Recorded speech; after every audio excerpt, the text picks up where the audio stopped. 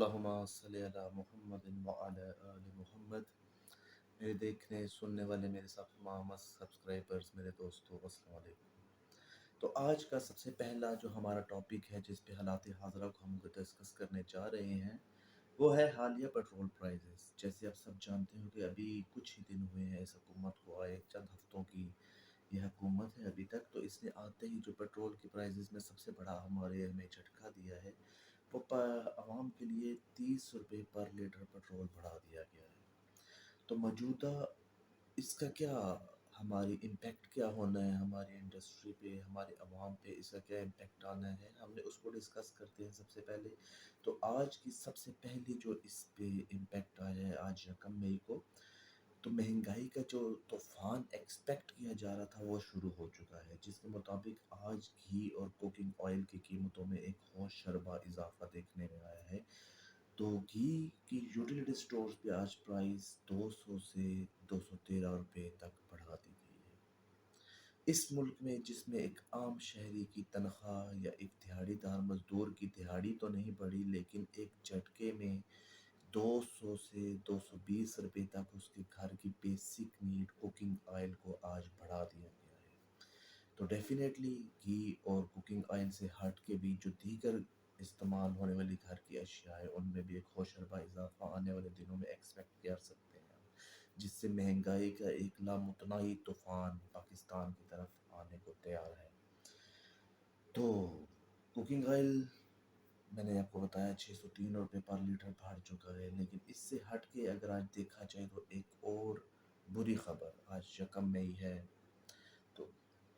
मेरे व्लॉग का जो इफ्तिताह दोनों ही बुरी खबरों से हुआ है, तो इसमें मैं सिर्फ ये है कि मेरा काम आप तक जो अब तक की सबसे बड़ी खबर होती है वो पहुंचाना होता है। आवाम को बिजली का एक और झटका, मैं सिर्फ झटका लफ्ज़ नहीं कहूँगा, एक ज़ोरदार झटका लगने को तैयार है। बिजली की कीमतों में इजाफा कर दिया गया है। बिजली की फ़ी यूनिट कीमत में आज 3 रुपये 99 पैसे फ़ी यूनिट इजाफा किया गया है। हाँ, के इलेक्ट्रिक के सार्फिन इससे मुस्तस्ना होंगे। नेपरा ने इसकी मंजूरी दे दी है। 3 रुपये फ़ी यूनिट जब हमारी बिजली में इजाफा होना है, तो अब आप समझ लें कि ये गर्मी का मौसम है और गर्मी के मौसम में घर में बिजली का इस्तेमाल ना चाहते हुए भी ज़्यादा हो जाता है, लेकिन उस इस्तेमाल के बरअक्स जो बिल आना है, जो ऑलरेडी एक महंगाई जिससे हमारे किचन आइटम्स डेफिनेटली डिस्टर्ब हैं,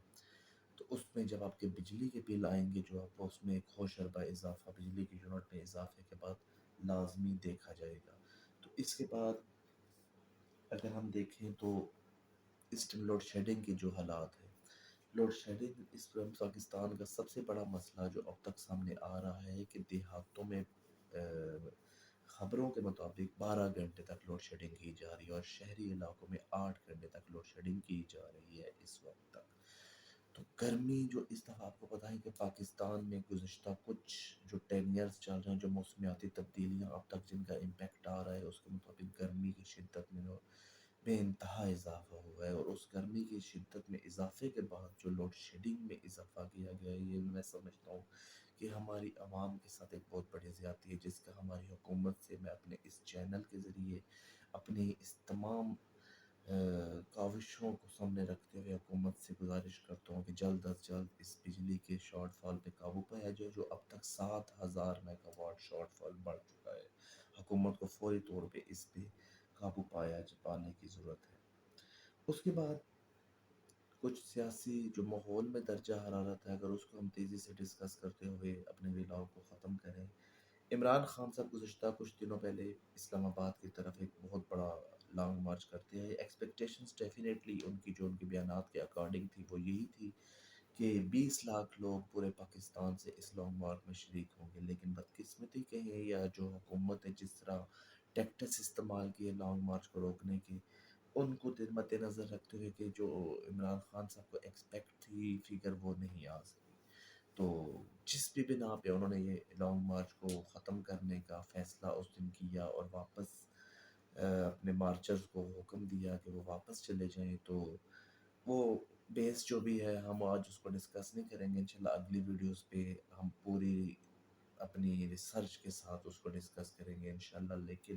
عمران خان صاحب نے جاتے ہی 6 دن کی ڈیڈ لائن دی تھی گورنمنٹ کو، جس کے مطابق آج تقریباً 5 دن تو گزر چکے ہیں. اور عمران خان صاحب نے اب اگلی جو ڈیڑھ 6 دن جیسے ہی مکمل ہونے، انہوں نے اگلی مارچ کی جو تاریخ ہے اسے سپریم کورٹ کے فیصلے سے مشروط کر دیا ہے کہ سپریم کورٹ ایشورٹی دے کہ کسی قسم کی رکاوٹیں نہیں لگائی جائیں گی، کسی قسم کی پکڑ دھکڑ ڈنڈا سوٹا شیل نہیں چلائے جائیں گے. تو ابھی تک سپریم کورٹ کی طرف سے اب تک جب میں یہ ولاگ بنا رہا ہوں تو اس ٹائم تک سپریم کورٹ کی طرف سے کسی قسم کا کوئی بھی آرڈر یا اس پہ عمل درآمد سامنے نہیں آیا. اب دیکھنا یہ ہے کہ آنے والے کل یا پرسوں میں کیا ڈیولپمنٹ ہوتی ہے.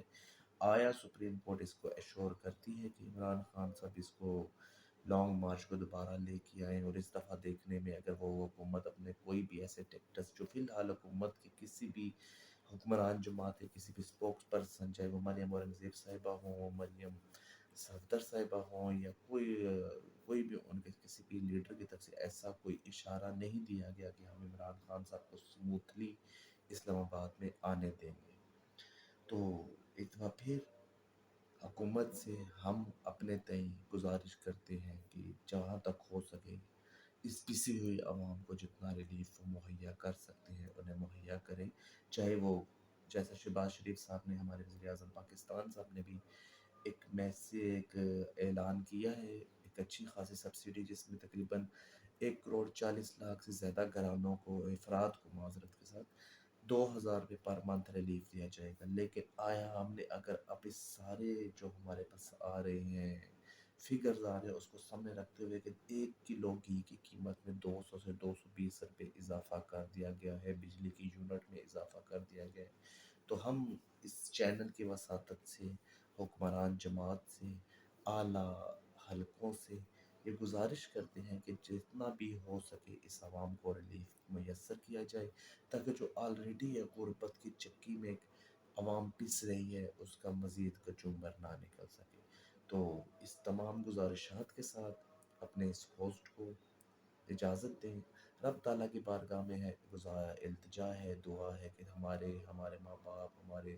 تمام اہل و عیال کو اللہ تعالیٰ اپنے حفظ و امان میں رکھیں، اور ہمیں اپنی نعمتوں، اپنی برکتوں، اپنی رحمتوں کے سائے میں رکھے. اپنے ہوسٹ کو ملک ذیشان کو اجازت دیں.